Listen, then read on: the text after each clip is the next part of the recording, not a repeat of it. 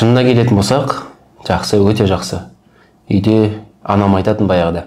Үйде бір дәрігер болған жақсы деп.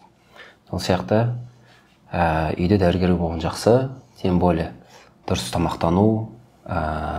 Мен 9 жыл бойы аллергиямен ауырғам негізі. Аллаға шүкір, осы дәрігер Айда ханым себебімен қазір аллергиядан құтылдық. Альхамдулилля.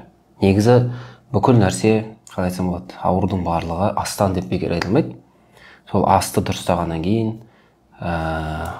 қазір денсаулығымыз жақсарды. Бұрынғы А нүктеміз бен қазіргі Б нүктеміз жер мен көктей деп айтса болады. Аллаға шүкір, осындай жолдасым болғанына. Сондықтан дәрігерге тұрмысқа шықсаңыз, немесе дәрігерге үйленсеңіз, өкінбейсіз деп ойлаймын. Бірақ міндетті түрде превентивті дәрігер болсын.